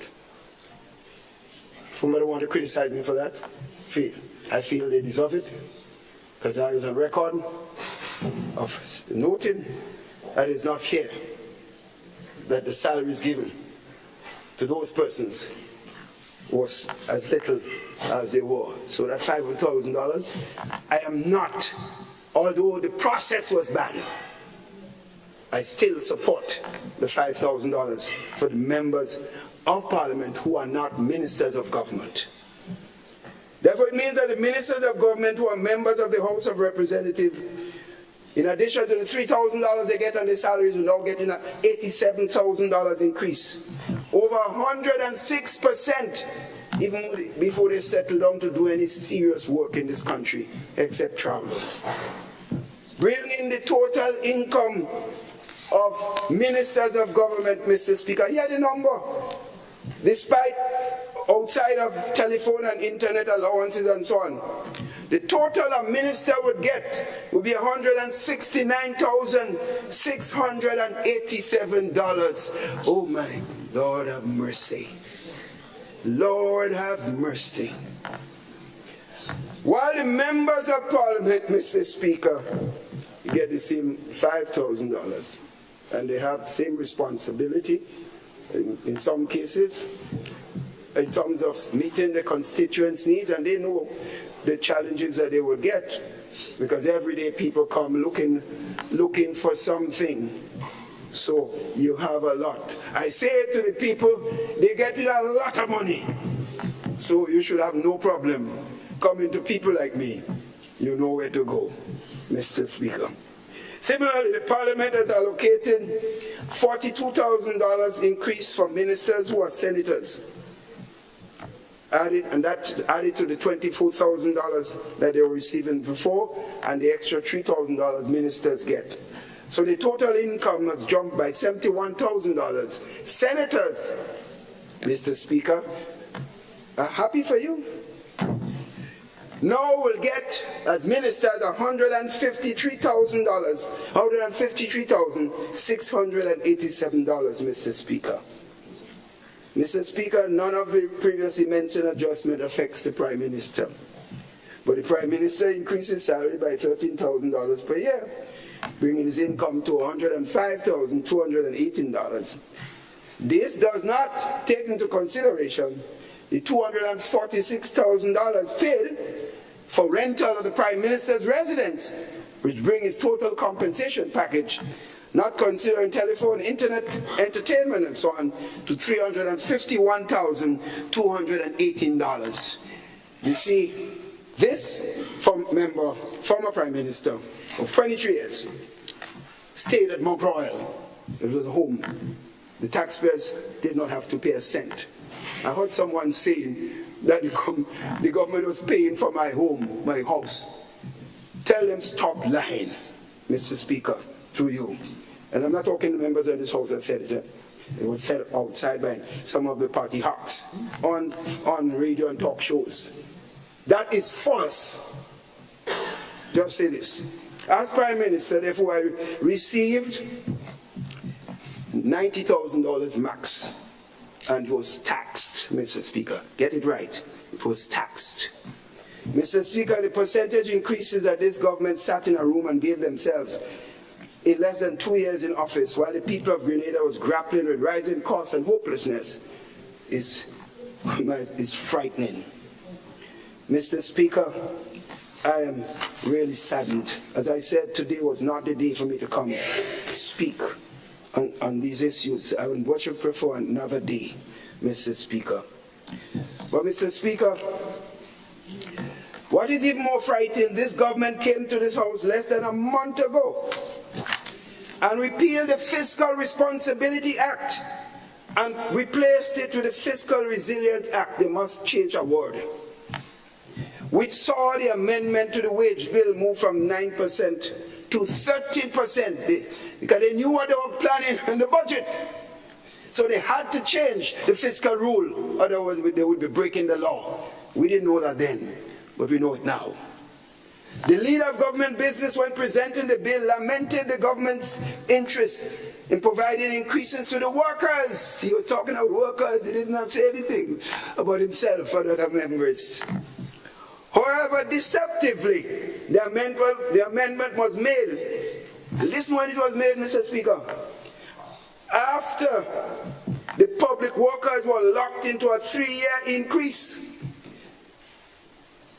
But just before the budget to accommodate the increase provided to ministers, in other words, they had to use the fiscal limit in the negotiation with public workers and say, well, you can't expect me to break the law. So they waited, finished the negotiation, and then the increases came, Mr. Speaker. Smart one. Page 31 of the medium-term economic fiscal report that was laid with the budget document highlights the wage bill rule, which is now 9.7%, Mr. Speaker, with increases taken by government ministers. This demonstrates that the amendment was not done to accommodate workers in the medium term. It was to benefit the ministers in government. Mr. Speaker, seriously then, what is even worse at a time when the country is grappling with the clutches of hyperinflation, widespread economic hardship, all income increases, including the $500 given to nurses, Imani, $1,000 given to doctors, $50 duty allowance to provide a mere meager $50, the 25% one-off gratia payment to public workers, all will be subject to tax, and the Minister of Finance confirmed only recently in a program and talked the truth that it will be taxed. So unless the government changes position, all the workers increases, anything given to them, the well-known $500. Mr. Speaker, the true question, as I said when I begin this presentation, who does this budget actually attempted to solve, Mr. Speaker? Question that everyone should answer. Mr. Speaker, sorry, watch the time. This decision is not just economically imprudent, those increases. It's a stark display of self-interest over the public good, Mr. Speaker. The increases to the ministers come at a time when the regularization of public sector workers is not marred with the natural retroactive benefits, which include pensionable years that are due. But current year regularization is the order of the day. That needs to be looked at, public workers. But current year regularization, Mr. Speaker, is the order of the day, Mr. Speaker. This to me is one of the biggest deceits of this government. But as long as we are on this side, we will expose those deceits. Mr. Speaker, the Minister of Finance announced a number of increases over the plan at the end of the year. But the rule is there. It says the limits. So unless you're breaking the law, what you said in Parliament is incorrect. Unless you want to break the law, then what you're saying is tomfoolery, Mr. Speaker. It is not right, Mr. Speaker. We will. Today we see pension reform committee being established without the active participation of the unions. So they say. Today we see that the government has set aside funds to contribute to a pension plan that no one has any idea what it means. Mr. Speaker, in conclusion, as I come to conclude, interestingly, yes, so.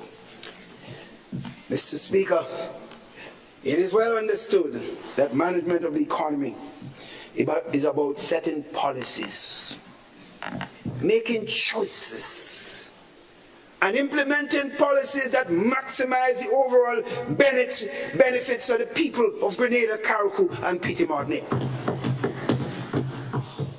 That is what the management of the economy entails. It's about doing the greatest good for the greatest number. In this regard, Mr. Speaker, Matthew chapter 7, verse 15 sets up what we as trained mathematicians says. It's an interesting proposition.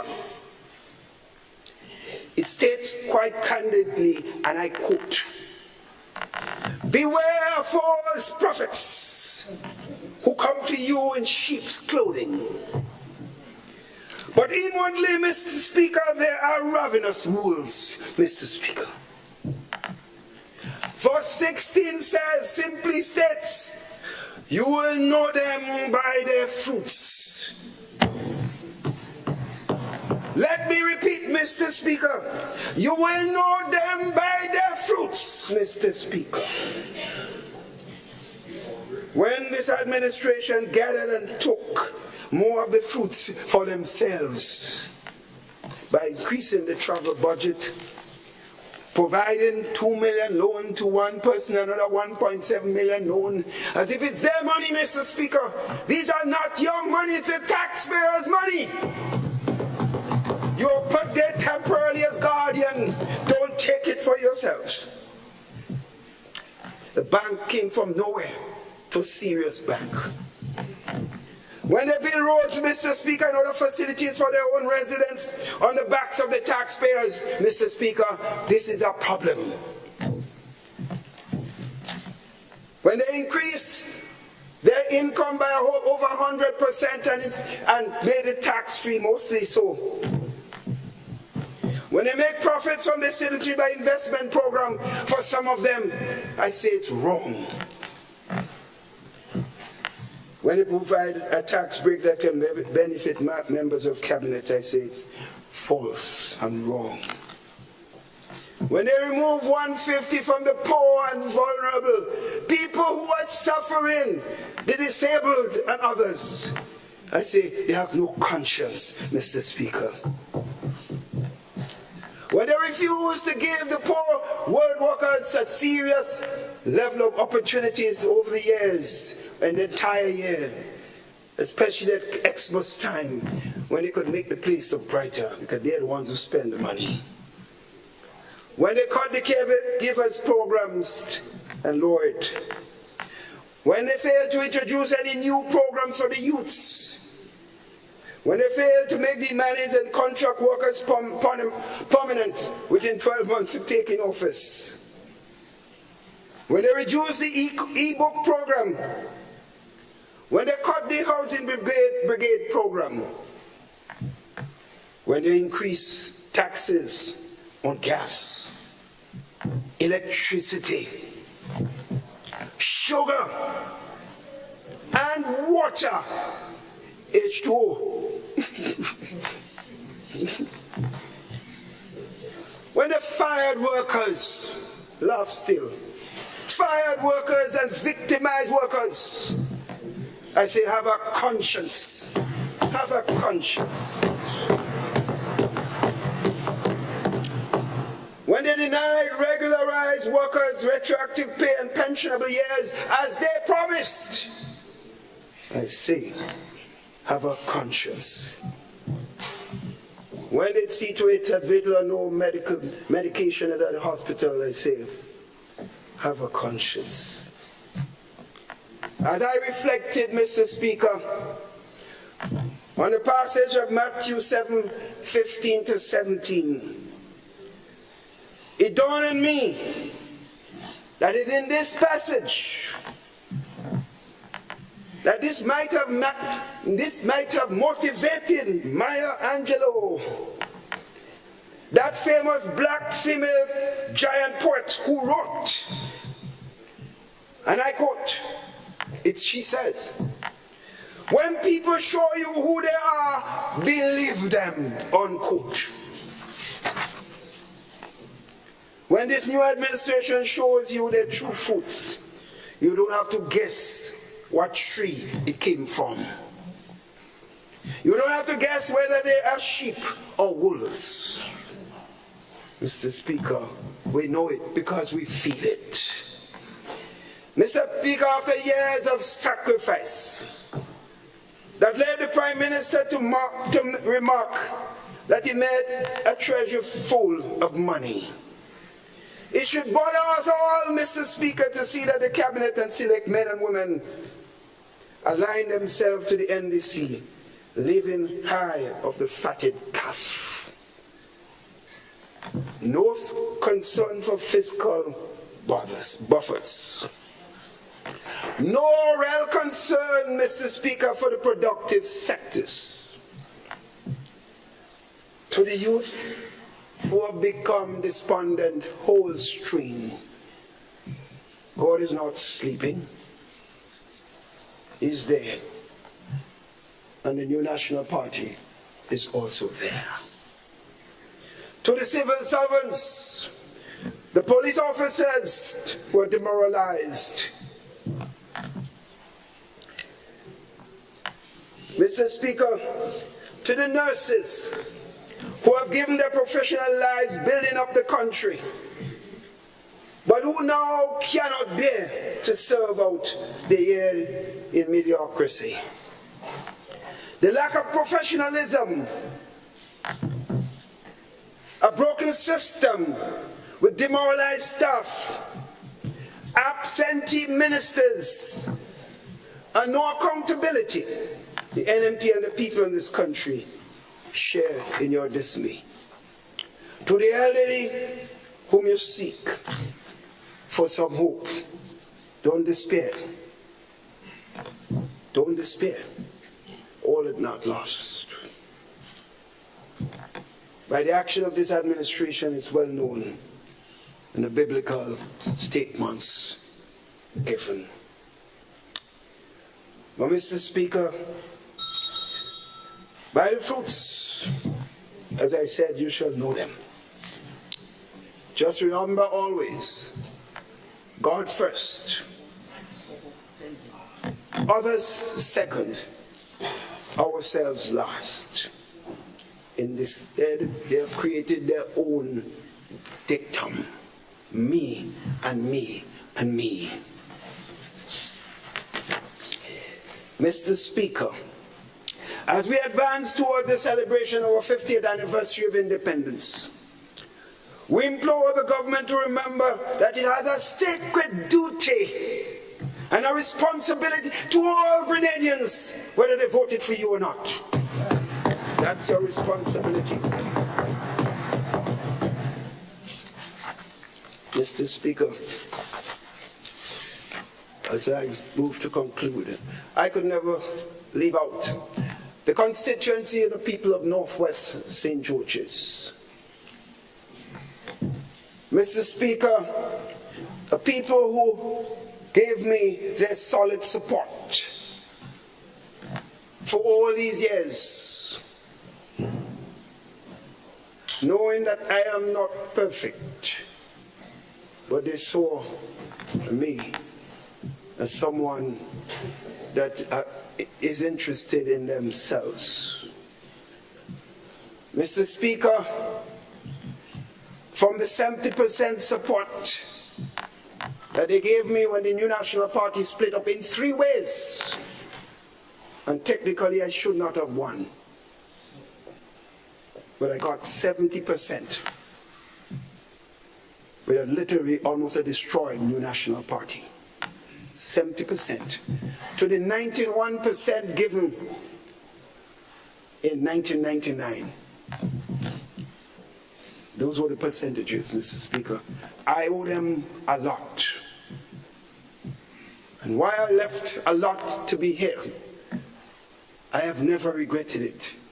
Because the love of people, the commitment they have shown to service, and the needs they have demonstrated for this country touch me, Mr. Speaker. For right through the constituency, no matter what areas, Mr. Speaker, I owe them all, Mr. Speaker. And I will never forget you. I will never. Long as I have the breath in my life, I will be there with you. Mr. Speaker, therefore, I am not here to be in fight with anyone. I'm not here to compete with anyone. Come and hear the battle between who and who. Me? My legacy is enshrined already. I've been to the mountaintop, Mr. Speaker. I've been there. Others have to start to climb, Mr. Speaker. They can climb, and I wish them luck. But fight with me? Don't use me to promote yourself. Go promote yourself for yourself. Not use my name and you and a clash with you to promote yourself. And when you do it and you do right, I'll give you all the credit. I give credit where credit is due, but don't use me. And therefore, Mr. Speaker, this is the Yuletide season. Christmas is here. I may not get the opportunity to wish all members again on the country. I will do it as the opposition leader showed in a statement for Christmas to wish all, Mr. Speaker. But I also want to wish all the members on the side, and the families, and the constituents, and the country as a whole, the best that they can have in this Christmas time. When we're here to put of our ideas, to speak to issues that concern us and our people, Mr. Speaker. We hold no malice to anyone.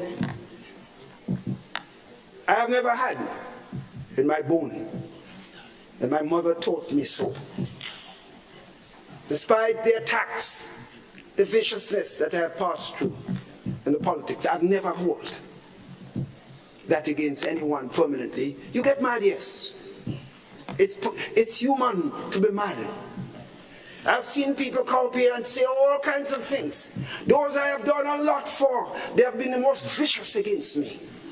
But that is the price one pays for service.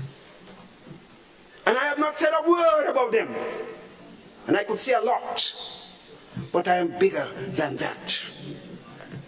My grandmother taught me better. She told me, do not pay. Do not pay back what is wrong with wrong. Your conscience must be your guide. My conscience, Mr. Speaker, is my guide. And therefore, I want to wish all the best you can have for Christmas. And to thank the members on this side of the House, Mr. Speaker, to thank them for their support. I know some of them want to create a real fight. Mr. Speaker, they want fight. The only party that know how to fight one another is the National Democratic Congress, Mr. Speaker. That's the only one that know how to fight. I've never fought in my life and I don't intend to fight now. That's the last thing, Mr. Speaker. But I want to thank them and to say to them, Mr. Speaker, my concern, as I said to you, I should not be here today. I am going to St. Patrick's to be along my brother. Someone was serving me when I give my tribute today. It might be difficult for the tears not to flow, but I will hope not. Because he served with me. And he served the New National Party with distinction, Mr. Speaker. So I thank you all. I wish you all the best as we move forward with this budget presentation. Thank you, Mr. Speaker.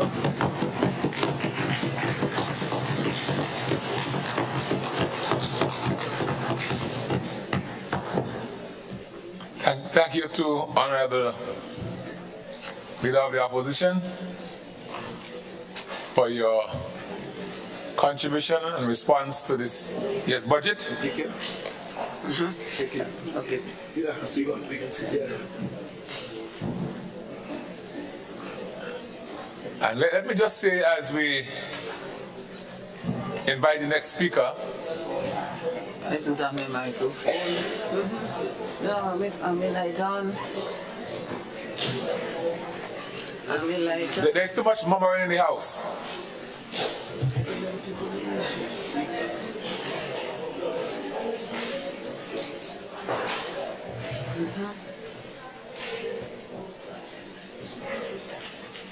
All right, I see the light of Honorable Clarice Modest Cohen, but before she stands,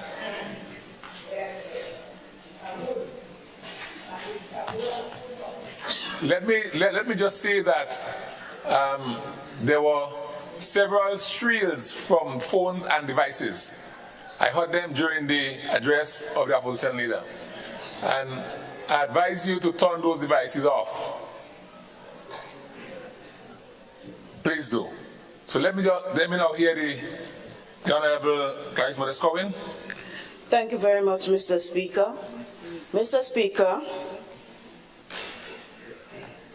I believe that our Parliament was remiss in not paying the proper respect to our former parliamentarian, Mr. Adrian Mitchell, by not having this a day off so that we could properly attend his funeral in the right time and as was requested by the family and was, I think, expected of us as a parliament. And I'm not talking partisan here, Mr. Speaker. Mr. Speaker, the leader of the opposition responded today, and I think it was appropriate because Parliament was not closed, and he owed it, and our side owes it to respond to the budget.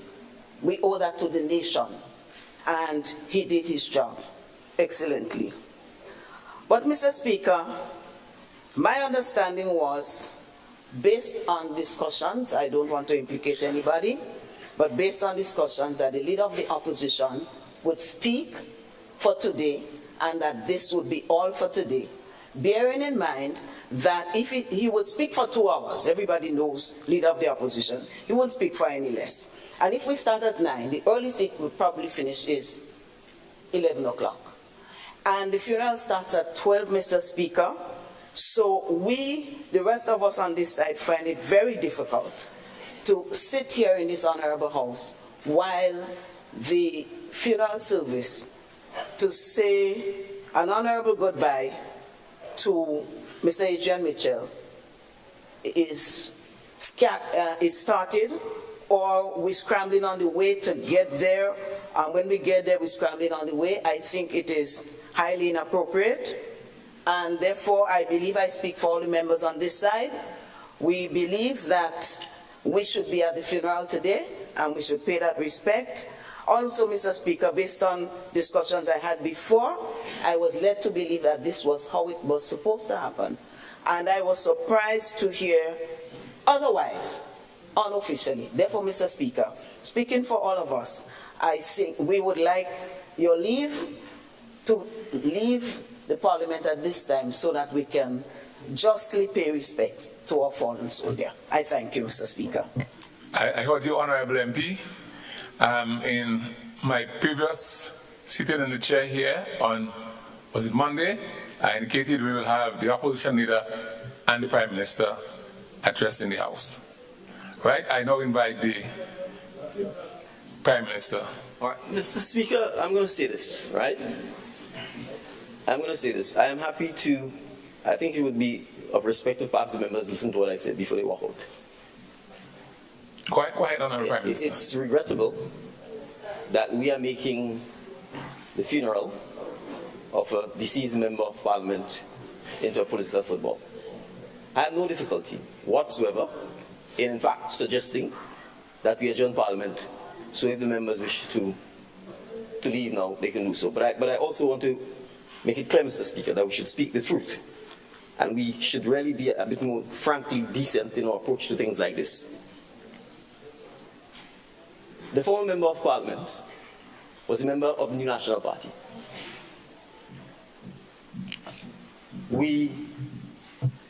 Certainly I inquired of state officials as to the date for the funeral and as to whether or not the date could be moved to ensure that there was no sitting of Parliament. Up to Monday, when the presentation was made, I heard, nor had I ever been told, that there was any request from the opposition to adjust or move today's sitting. And if it was moved to Wednesday, I would have no difficulty with it. What I heard was the leader of His Majesty's opposition publicly saying stuff that, as far as I'm aware, has never been communicated to us on this side, and I'm sure it has never been communicated officially to this House for the debates to be not held at all today or to be adjourned. It blows my mind that we came here on Monday. There was no mention of the funeral of the Honorable MP until I stood and said, let us have a minute of silence for him. And I'm saying, we would have adjourned this Parliament and we would have left, and there would have been no request from the members of the other side to even acknowledge that a colleague had passed. The House was about to be adjourned. You indicated what was going to happen today. Even then, there was no request from them to say it would be remiss of us. They didn't say so. We all know the leader of His Majesty's opposition wanted to come and speak here and didn't want anybody to have the opportunity to respond to him. He can run from today, tomorrow, Monday, Tuesday, Wednesday. We will speak.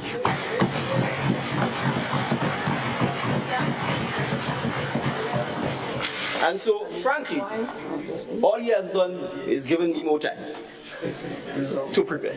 So I have no difficulty. We should not be having this kind of a conversation about the funeral of a deceased MP. And I would have thought, as... Just hold, Honourable Prime Minister, Honourable MP, your mic is on and you're standing. Thank you, Mr. He's up. Mr. Speaker, I don't know whether the MP would give way, but I rise on a point of clarification, Mr. Speaker. Okay, well, he has given way. Mr. Speaker, I do not always want to implicate persons, but I think in this situation I need to. On Sunday evening, the leader of government business and myself had a phone conversation as per agreement in this honorable house that we communicate. We spoke about this very matter, and if I misunderstood him, maybe I could have, but I don't think I did. We discussed the very thing I said here, that after the 2 hours, there wouldn't be much time for persons to speak and to scramble. And the leader of government business said to me, no, after the leader of the opposition speaks, then we can wrap up and go and continue for the Monday, for Friday and Monday. That was the understanding, and I took it as a gentleman's word. And the expectation was that the leader of government business would hold discussions with the others. Similarly, I held discussions with those on our side, and we agreed that it would be appropriate for us to be prepared to go to an additional day next week. That was not scheduled, and that is what happened, Mr. Speaker. And so the conversation was on before. No, I just feel compelled to say something at this time, Mr. Speaker. Thank you, Honorable MP. So, leader of government business? Yeah, I won't be long. I just want to say, well, I don't believe that the honorable member would want to deliberately speak untruth. So I would have to put it down that she did not understand what we were discussing. Only to say that the pronouncements, or what I thought we agreed to on Sunday, was that we're going to have 2 responses. At the time when we spoke, the calculation was that the Minister for Finance might have speak for about an hour and a half, and in so doing, we might have about 3 hours today that will end at 12 noon, and that should give us adequate time to move. So I just put it down that she might have misunderstood the communication. But as PM say, we are willing to give way. Okay, so I don't want the back and forth to continue. PM has made his position clear. Yeah, well, Mr. I don't just invite the Prime Minister. Mr. Speaker, I have an additional point. You see, this is what troubles me about the state of Grenada, right? We shouldn't have to come in here and argue about the protocol on the day of the funeral of a member of parliament. We shouldn't. If this country has existed for 48, 49 years, to me the protocol should be clear. Either parliament does not sit, out of courtesy, to members of parliament on the day of the funeral. And if that's the case, that should be a clear standing stuff, so we shouldn't have to get into this kind of a frankly unbecoming debate. And had it been made known to me that there was a wish for the House not to sit, obviously, I would support such an issue. So what I'm hearing from both my colleagues is the discussion was that the House would sit. Yeah. There seemed to have been a misunderstanding as to whether 1 presentation would be made or 2. But then we have the leader of the opposition coming and starting his presentation by saying he's here with a heavy heart and we shouldn't be here, and that we are disrespecting the memory of his deceased colleagues. But he had the chance for 22 years to help establish these protocols. And this is the kind of stuff that goes on here. So when we start talking about protocol, these are the issues that we need to address, Mr. Speaker. And we'll come to the issue of parliamentarian salaries and all of those things where there's been no protocols, no standards. And we all frankly demean ourselves and demean this house and demean the state of Grenada when we are dealing with this kind of stuff where there's clearly, but it seems, no established or written protocols on basic courtesies as to what we do when a deceased member of parliament is being buried. And I would hope that all of us in here would at least want to leave the House within this term of parliament by working, agreeing, and standardizing those issues so that the next generation of parliamentarians don't have to come and argue about whether or not we're debating on the day a former member of the House is being married. Thank you. Mr. Speaker, All right, I know. just No, just hold on, Honorable. I now invite a member from the floor to move a motion for the adjournment of the House. Mr. Speaker, I was asking on a point of. No. Honorable, I am the person in charge. I know you're in charge, Mr. Speaker. Yeah, so- I was just asking for your indulgence. That's all. Yeah. Mr. Speaker, I Sorry, beg sir, to you're in move charge. that this Honorable House be adjourned until 9 a.m. on Friday, the 8th of December, 2023. Thank you. Honourable members, the question is that this Honourable House be adjourned until 9 a.m. on Friday, the 8th of December. All those of that opinion say aye. Of the contrary opinion say no. Honourable members, this House now stands adjourned.